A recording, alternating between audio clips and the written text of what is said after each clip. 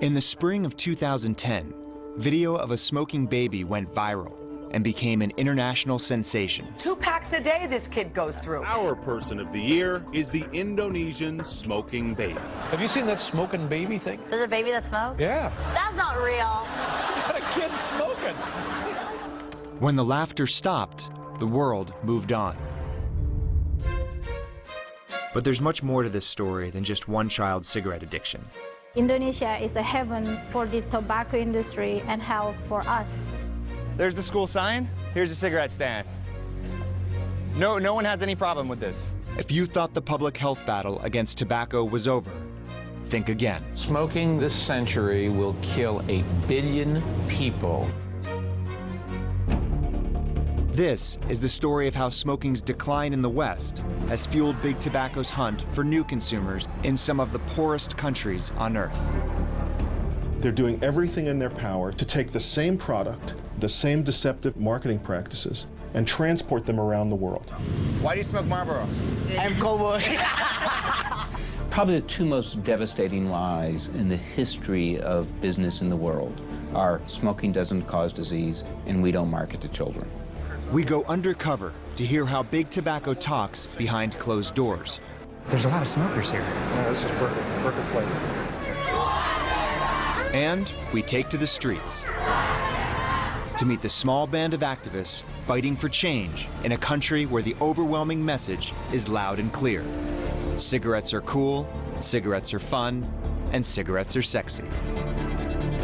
We set out on a journey to find the world's most famous smoker. That's a cute kid. And along the way, we found a global health crisis in the making.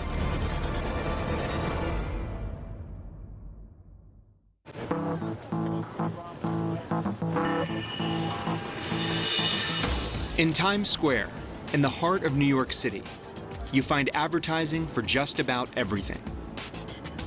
But there's one product that's conspicuously absent from the bright lights and flashy billboards. Cigarette advertising has been all but snuffed out in the United States. Yeah, can I get back a Marlboro Reds? Now, in the interest of full disclosure, it should be known that I haven't actually bought a pack of cigarettes since I was 15. Now, how much does that cost these days? $12, sir. $12. Yes. It's quite a lot. Yeah. You heard right. A single pack of smokes will set you back a whopping $12. New York City is now the most expensive place in the country to buy cigarettes. So what did these used to cost? $6 when I opened the store. It was $6 when you first opened the store. Now they're twice the price. $12, so yeah. That's due largely to a hefty sin tax, levied in recent years by both the city and the state in an attempt to strongly discourage consumers from smoking. Has it hurt business at all? Oh yeah, a lot. Before we used to sell like 3 cartons a day, now hardly 1 carton we sell. Business Just because it's so expensive? Yeah, that's why I put a TV on now. So you've got something to do? Yeah, that's it, keep me busy. The Big Apple has not been kind to Big Tobacco, and that's a point of pride for Mayor Michael Bloomberg. What the most interesting thing to me is you no longer see a lot of people outside of bars and restaurants smoking. It is few, and when you walk by, they take the cigarette and put it behind them. They're embarrassed about it. A far cry from the way things used to be. From Manhattan towers to towering pines, the Marlboro legend grew.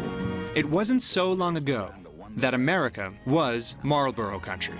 Come to where the flavor is. Come to Marlboro country. TV commercials like these are evidence of Big Tobacco's glory days. Cigarettes were cheap, costing about the same as a candy bar. You could smoke pretty much anywhere and everywhere. And everybody, it seemed, was encouraging you to just do it. Celebrities were endorsing cigarettes. Doctors were endorsing cigarettes. Even Fred Flintstone was endorsing cigarettes.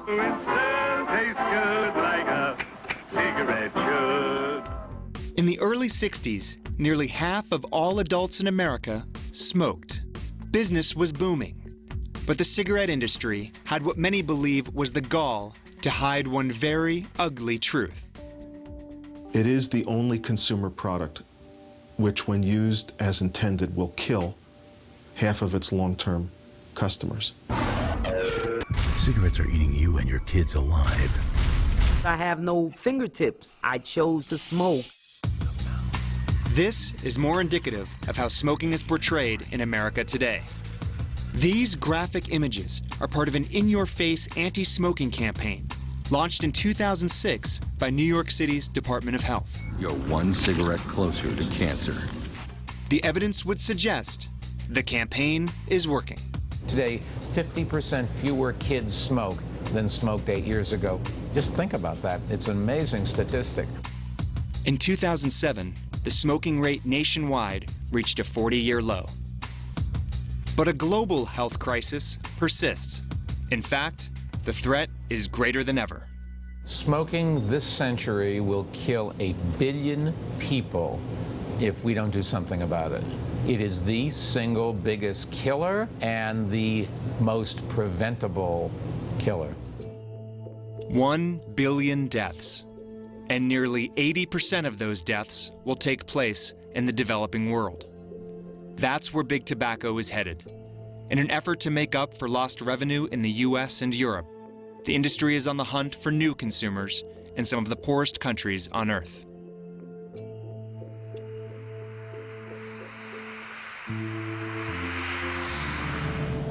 For a Westerner like me, stepping off the plane in Indonesia is in some ways like stepping back in time. Every ad, just walking through on every pillar, is an ad for cigarettes. The onslaught of cigarette advertisements really starts when you hit the streets. The kind of marketing that has largely disappeared from the West now blankets Indonesia. In my hotel room, I turned on the TV, and for the first time in my life, I saw a cigarette commercial. And then I saw dozens more. Ad after ad, tying cigarettes to images of independence, adventure, and most of all, youth. The ubiquity of cigarette ads is not limited to the capital city of Jakarta either. Just going down the road here, there's no escaping it. It's everywhere. Even on the dirt roads of the country's many rural villages, it's the one aspect of the Indonesian landscape that remains constant. Hampir 99% penduduk kita sini perokok. Rudy Baihaki works for Child Protective Services in Sumatra, the same island that this little guy calls home. The infamous smoking baby. 40 cigarettes a day. You know what would get the kid to cut back on cigarettes? It's a lesser-known treatment called don't give him any. While many saw humor in 2-year-old Aldi Rizal puffing away like an old pro, Rudy was horrified, and he headed straight for the village where this video was made. What was your initial reaction when you first saw Aldi smoking? Kesal, marah, campur aduk lah semua. So we're sitting here, there are kids around us everywhere. How easy is it for them to get cigarettes? Sangat mudah. Too easy. Too easy. Sangat mudah. Dek, belikan rokok sana, Dek. Mil ya, Sampurna Mil.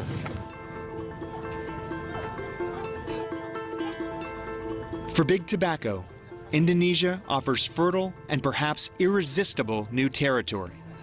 With little or no government regulation of the tobacco industry here, Indonesia is the new Marlboro country. Thank you very much. How old are you? Berapa umur kamu? Berapa umur? 7 tahun. 7 years old? 7 tahun. 7 years old. Yeah.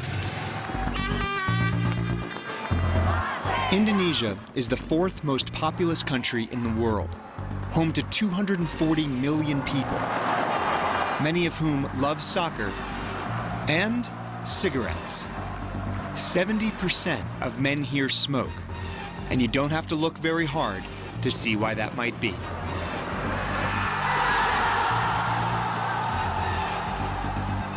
In a country where soccer is king, the nation's professional league is officially sponsored by Jarn, one of the nation's largest cigarette makers.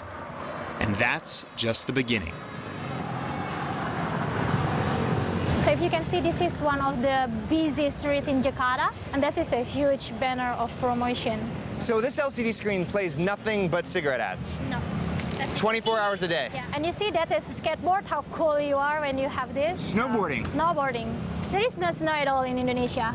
There's not even snow here. And that is for the concert, so they fund the concert. Flow rider, interesting. Yeah. So there's a flow rider event that they're sponsoring. Yeah. If it is not for young people, so who it is for? Ida Rama grew up in a poor village outside of Jakarta. The first time she ever saw a warning about the dangers of smoking was as a 20-something grad student in Australia. As just one in a small band of tobacco control activists, she faces an almost insurmountable task here in Indonesia.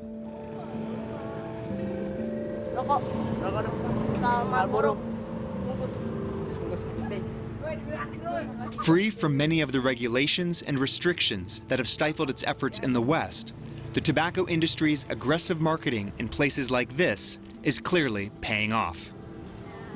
1 in 4 boys here, between the ages of 13 and 15, now smokes. How long have you guys been smoking? 3 years ago? All right, so when you were 13. So you all started when you were 13 years old. What kind of cigarettes do you smoke? Samporna Milds. Samporna Milds and Marlboro. What kind of person smokes Samporna Milds? Why do you smoke Marlboros? I'm cowboy. All right, we got a regular Marlboro man over here. Anyone can buy, even a child, there is no rule. A child can buy 1 cigarette from anywhere very easily. In fact, most street vendors here sell exactly that, single cigarettes, for as little as 5 cents each. Who buys these? Who comes in and buys just 1 cigarette? Ya aja mas, nggak apa-apa. Anak muda. School children. School children. So do you want to see the school? Sure, yes. That is the school, and there is the school sign. So he's literally right in front of the school. That's right. And this is the advertising. There's the school sign. Here's a cigarette stand. No one has any problem with this. No? In the US, like most countries around the world, it's illegal to sell tobacco products to children under 18. In Indonesia, no such law exists. When our elementary school student can smoke, there is no control. When a 5-year-old boy can smoking, there is no control. When babies can smoking, it means there is no control. We have to do something.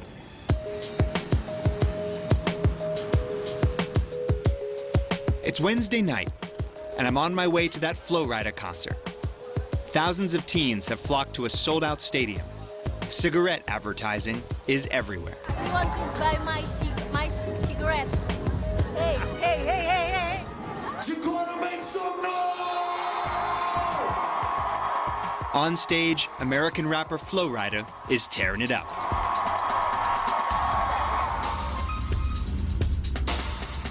Flow Rider is now just one in a long list of international artists who have made thousands of dollars performing for Big Tobacco. The Black Eyed Peas, Smashing Pumpkins, Muse, Slash, they've all played shows in Indonesia paid for by cigarette dollars. Tidak boleh menampilkan anatomi barang rokok. Sekarang iklan rokok apa? Yang dijual emosi. This man could be called the Don Draper of Indonesia. These days, Mosley, who goes by just one name, teaches advertising at a local university. But for years, he worked for American tobacco giant Philip Morris, running its Marlboro ad campaign here in Indonesia. Big cigarette company, they always think that government sooner or later will come up with new regulation, okay? So they always anticipate from the beginning by doing investment to the young one. Be aware of the brand. Yeah. And be addicted to nicotine. Yeah. 20 years ago, in the US, in response to increasing public pressure, Big Tobacco promised to stop targeting minors, even saying goodbye to 2 of its most beloved mascots. Gone was Joe Camel, a cartoon-like character accused of subversively targeting young consumers. And, perhaps most striking, after more than 40 years of service, Philip Morris retired its iconic Marlboro Man. Mosley is frank, though, about who the industry continues to target in Indonesia. As a former ad guy who used to market for Philip Morris, who was your primary target? Young one. Young one. What age? Let's say unofficial, 14 plus. Official, 18 plus. Okay, but unofficial 14 plus. Yeah. Yeah. Got it. Unofficial. Unofficial. You know what I mean, right? In 2005, the Marlboro men of Philip Morris paid nearly $5 billion to buy one of Indonesia's largest cigarette companies, Samporna. Since then, one of Philip Morris's top priorities has been promoting Samporna's A Mild brand, with its not-so-subtle tagline, "Go ahead." Philip Morris now spends more than $200 million a year on marketing in Indonesia. According to the company, not $1 of that budget is specifically earmarked for attracting young smokers. In the marketing practice section on your website, it states, "We do not market to children or use any images or content that might appeal to minors." Right. Would you say that all of the events that Philip Morris sponsors in Indonesia follow these guidelines? I'm not familiar with all of the events, but I do know what our guidelines are for events. And our premise globally is that, we don't market to kids, and that goes for music events as well. Which is why we try to take great care to make sure that these events are only limited to adults. Do you have to leave me? Why don't you just kill me? That sounds like a dubious claim when you consider that one of the company's most recent marketing efforts is a television series called A Mild Live. Go ahead, be the spotted one, because Wanted is back. It's the Indonesian equivalent of American Idol. Each week, these wannabe rock stars compete against each other to be named the country's hottest new band. Not only are the shows attended by thousands of young fans, but more importantly, from a marketing standpoint, these events are seen by millions of viewers on national TV, all with the ever-present A Mild branding on screen. When you look at something like the A Mild Live show, how can you say that that doesn't possibly appeal to minors? I think at the end of the day, the only people who can actually participate in these events are people who are adults. So no, this is not targeted at children in any way. It's an adults-only event. When I watch these concerts, I've seen they're advertised on TV, they're broadcast on television. When we run music events here in Indonesia, it's intended for adults. It's intended to be something that we can give to our adult consumers. When we go through the streets, we see billboards everywhere. One brand particularly sticks out, and that's A Mild. The tagline is "Go ahead." Go ahead. Okay. Yeah, no, I have seen that one. Yeah. Do you know what that means? I don't. I must admit, sorry, but I can try to find out if you want. Yeah. My first impression of it is "Go ahead, pick up a cigarette." I don't know. Well, I'm assuming that's not it, but okay. But no, I don't know. Sorry. Probably the two most devastating lies in the history of business in the world are smoking doesn't cause disease and we don't market to children. We are against a wall, a tyranny who has a lot of money, who can do anything with their money, but they can't shut up our mouth to saying to the people smoking is not good for you. They don't have enough money to close our mouth to say that to our people.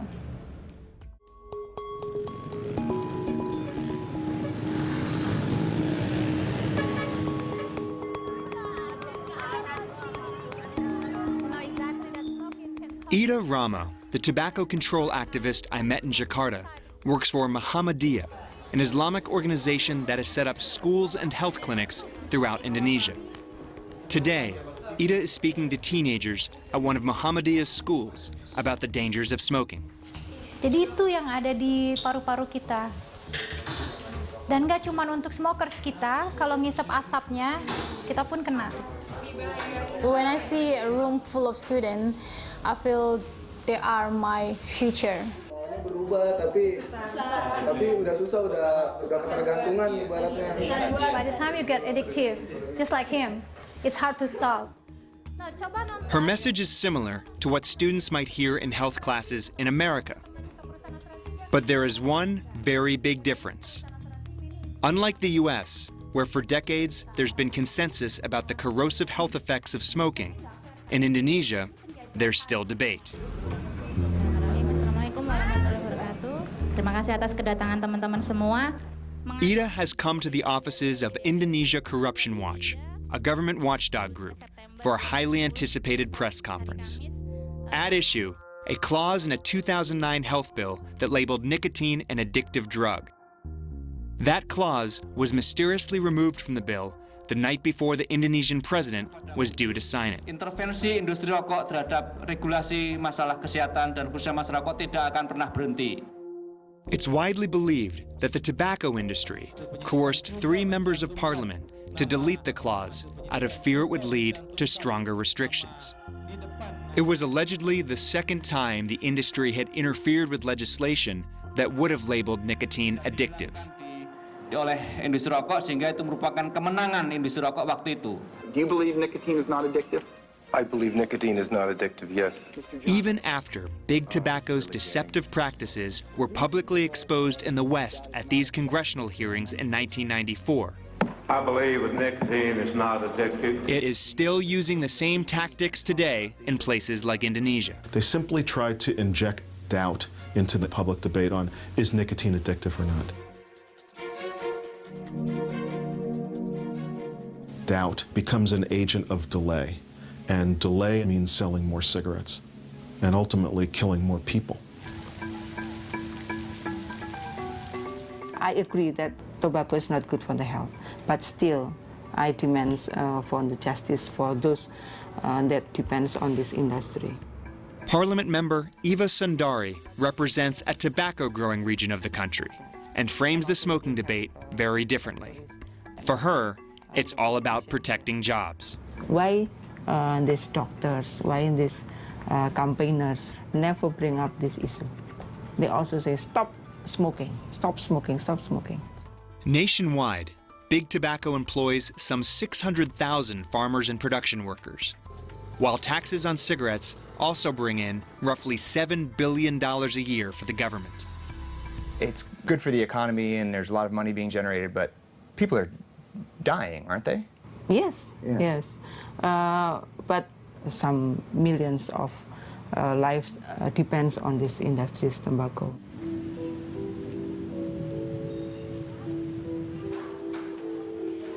Philip Morris has been masterful in going from country after country, arguing that their economy depends upon tobacco, ignoring the literally billions of dollars of healthcare cost.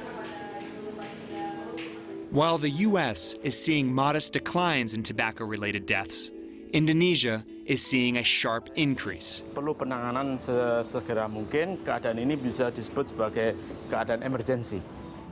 400,000 people a year are now dying of tobacco-related diseases in Indonesia. And these deaths are expected to quadruple over the next 20 years. These are his lungs. Yes. Wow, so this is the tumor. Yes. So how old were you when you had your first cigarette? 8 years. 8 years old. You started smoking when you were 8. You were 12. He's still angry. You feel angry? Were you surprised to learn that tobacco was bad for your health? Yang jelas sih saya belum tahu ya, karena banyak orang pada senang itu, saya mencoba itu enak, jadi saya turut. Itu seharusnya pemerintah kita contoh seperti orang yang sakit-sakit begini nih dilihat tuh.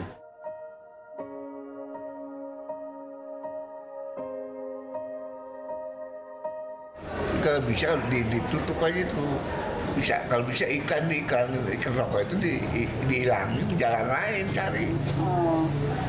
Lihat orang-orang ini seperti saya begini.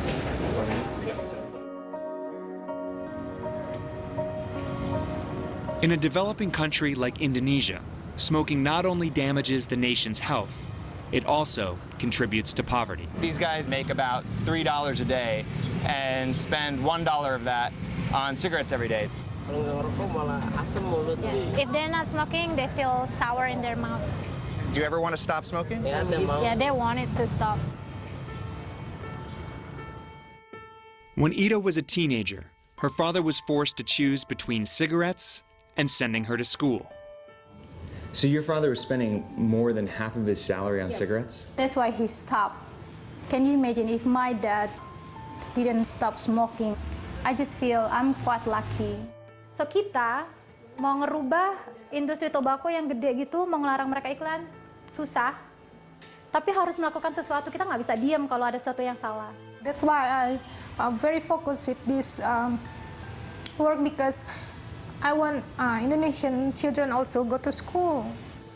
For our family good and for the next generation. Terima kasih, Ibu.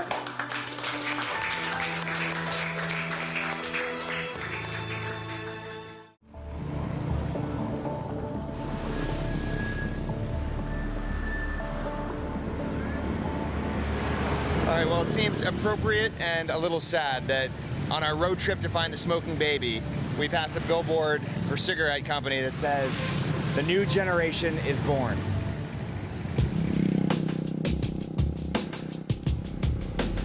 Tell me a little bit about where we're going. Ini kita ke arah Sungai Lilin.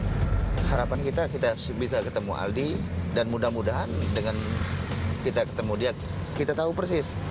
Mudah-mudahan ini nggak terjadi lagi. We're traveling with Child Protective Services worker Rudy Baihaki, back to the village where he first came to help Aldi Rizal, better known to the world as the smoking baby. What are the biggest challenges of your job? Dia sangat tidak respect sama kita. Sangat tidak peduli. Malahan kalau bisa kita harus dihapus katanya. You're saying they want to get rid of your job, the guy who's in charge of child welfare? Bukan cuma posisi, kalau bisa orangnya juga. Saya sering diteror. Were you scared? Nggak pernah takut saya. Kemudian saya nggak pernah berteman.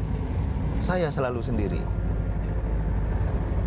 Karena orang nggak mau berteman saya, risikonya besar sekali.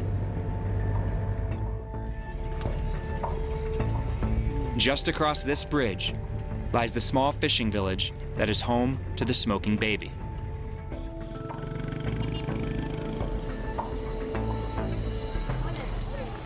And there it was, the one-room stilt shack where that viral video was made. Ironically, in a place where that same video could not actually be seen. There are no internet connections here.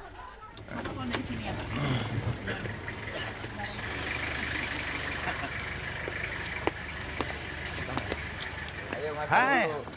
Hi, Aldi. Assalamualaikum. That's a cute kid. Ayo masuk, ayo kita masuk. Apa kabar? Baik, bilang. Jawab dong. Baik, This is the kid that charmed the world. One of the most surprising things about the smoking baby video is that Aldi's parents are right there, on their front porch, watching their baby puff away.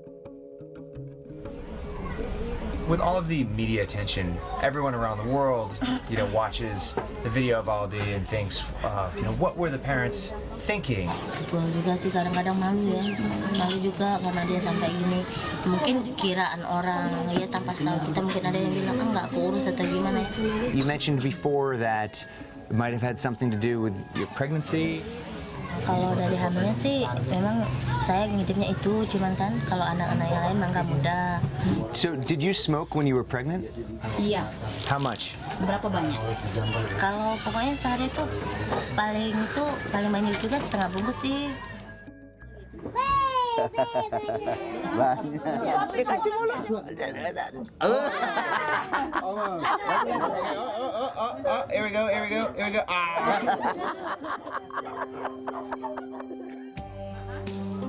The Indonesian government was so embarrassed by the international attention as a result of the viral video that they sent Aldi and his mother to Jakarta for a month of cigarette rehab. Just a few weeks out of treatment, Aldi now seems like a normal 2-year-old. All right. With a lot of energy and a craving for attention. Yeah, it doesn't matter that it's 1,000,000 degrees outside. Oh, all right. He's buying a little slushy. That is delicious. It's coconut. Today, Aldi's mom is proud to call her son one of the world's youngest ex-smokers.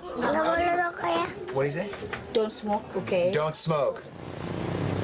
Just 100 yards from Aldi's home, we found a familiar sight. Just as we'd seen next to that elementary school in Jakarta, here in Sungai Lilin, Right here it says that they're selling single cigarettes for 500 rupiah each. So you can just come in here for about 5 cents and buy one cigarette. Numpang ngobrol ya? before we left, Rudy pointed out one last thing. Aldi's preferred brand of cigarettes. Sempurna Mil. Sempurna Mild. Yeah. So these are the ones, huh? In all the uproar about Aldi, few noted that his brand of choice, Sempurna Mild, is actually manufactured by Philip Morris. The company that gave the world the Marlboro Man has now generated a new icon. Who do you feel is responsible for all of the tobacco marketing here? Who should do something about it? Sebenarnya orang-orang yang berkecimpung di tembakau itu, kalau sekarang yang di Sampurna ini kan Philip Morris yang punya, artinya orang Amerika. Philip Morris bukan manusia, tapi iblis. What was your reaction when you saw that video? I think like everybody else. I mean, it was just shocking beyond belief. I couldn't believe it. Are you aware that he was smoking a Philip Morris brand cigarette? No, that is the first time I'm hearing that. No, I was unaware of that. But I mean, obviously, it's unbelievable that a 2-year-old can smoke. You know, it's terrible, terrible. Do you think that it kind of symbolizes a lot of what's going on in Indonesia right now? I think that would be, I honestly think that would be drawing the wrong conclusions. I mean, I don't think you can say because of one terrible incident, or you know, that somehow can characterize a whole country. The fact is, though, it's not just one terrible incident. Indonesia's child services are now overseeing 5 other cases of smoking children. And videos of other smoking babies continue to surface.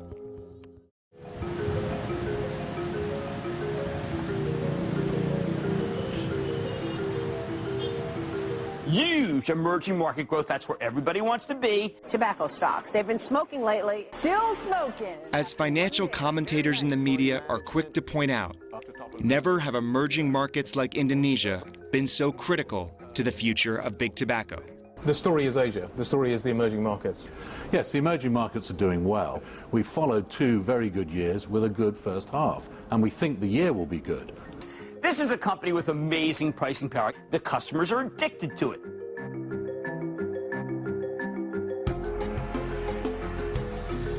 Where are you taking me? Well, we're going to see the World Tobacco Asia exhibition.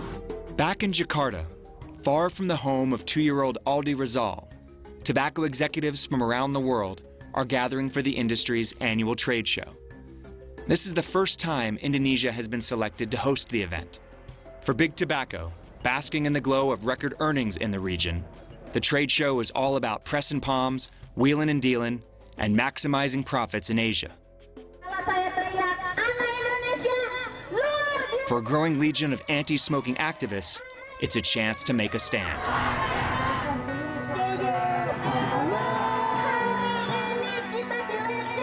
Now we are right outside the gates of the World Tobacco Conference. This is as far as they're letting the protesters go. Hundreds of people have gathered, all wearing headbands that say "Against WTA World Tobacco Asia 2010." People of all ages.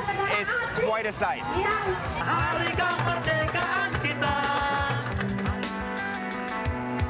Why are you here? Oh, I'm a mother with 2 kids, so I think it is my duty to spread the message to other moms in Indonesia. This industry is not good for people, especially poor people. Conference organizers were only granting access to tobacco-friendly press. We were stuck in the street, wondering if there was any way to get inside. Then, from out of nowhere, the beauty queens showed up. Having taken up the anti-smoking cause, several of the finalists from the Miss Indonesia pageant had arrived to confront attendees of the conference and to spread the message that the ideal modern woman is 100% smoke-free. The market is expanding now, so it's upsetting actually, and we don't want it to happen. Smoke is not really good for your health. The beauty queens decided to make an even bigger splash by heading inside. And we followed, right past security and into the convention center. It was the opportunity we'd been looking for. I slipped on a pair of glasses equipped with a hidden camera and posed as a brand consultant. We're just moving into tobacco and I don't know that much about it. So women like a milder flavor. I wanted to hear how companies like Philip Morris really talk about selling cigarettes when they're behind closed doors. There's a lot of smokers here. And there isn't that much regulation, right? No. No, this is perfect place. The market here is one of the few growing markets in the world, you know, for tobacco. Do you smoke? No, I used to a long time ago. Yeah. Everybody will quit smoking. Yeah. I'll be the first to tell you, if you're going to smoke, you might as well smoke out or smoke the best. I also learned how the industry sometimes motivates local salesmen here in the developing world. They need food. You know, we would come up with all these little promotion items, little flashlights, little lighter, and you go back to the basics and you say, you know what, if they sell, say, 50 cartons of cigarettes, they want another 2 pounds of rice or something. After hearing about the effectiveness of rice as a sales incentive, we snuck into some of the formal presentations to see what else we might learn. At the same time, the pageanteers, along with Ida, were being escorted out of the trade show. By any measure, Indonesia is an exciting place to be if you're a tobacco executive.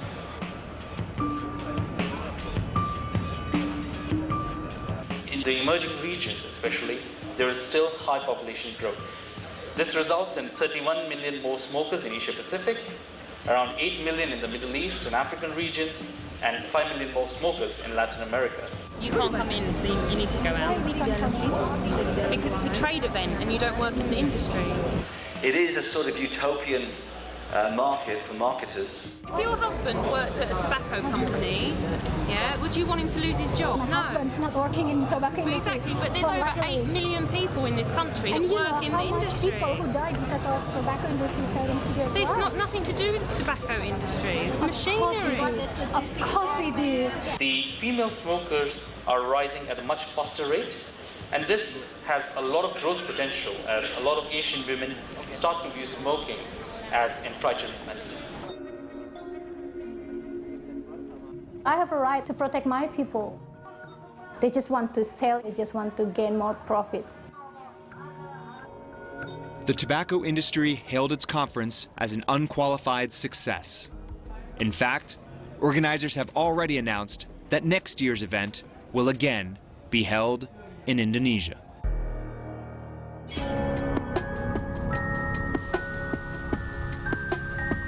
American investor Warren Buffett once described the cigarette as the perfect product. He said you can make it for a penny, sell it for $1, and it's addictive. Of course, in the quarter century since Buffett made that statement, mounting regulations have made that so-called perfect business model a little less so. Seemingly every week, the American media reports on new restrictions. New York City is making its tough anti-smoking laws even tougher.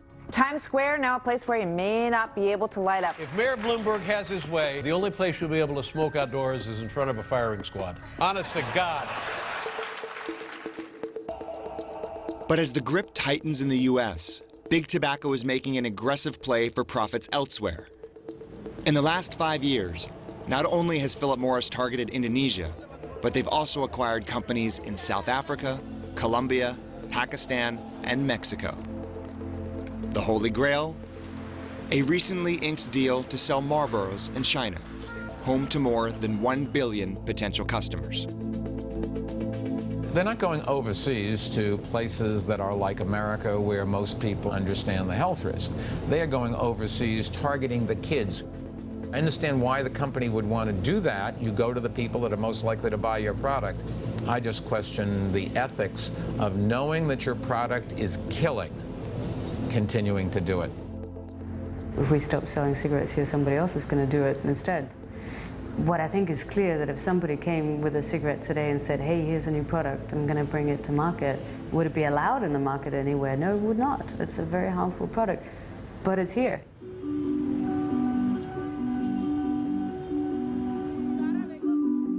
If the long-fought battle in the U.S. is any indication, anti-smoking activists like Ida in places like Indonesia have their work cut out for them. They are living in the environment where smoking is normal. But Ida is certain that big tobacco can hide what she believes are big lies for only so long. In Indonesia, we have a saying, when you hide a smelly fish, you can hide it forever because the smell will come out eventually, and people start searching, where is this smell? So the tobacco industry is the smelly fish. That's what I'm thinking. Their lie is just like a smelly fish. In the spring of 2011, the Indonesian government had yet to declare nicotine an addictive drug. And it remained legal to sell cigarettes to children of any age. For one of those children, perhaps the most famous one, life is pretty much returned to normal. Except when American journalists come to visit. Today, the smoking baby remains smoke-free, and so do his parents. But what will happen as Aldi Rizal and the other children in his village grow up? If current trends continue, we can expect that most of them will one day become smokers. And no one would think twice about seeing a video of a smoking teenager in Indonesia.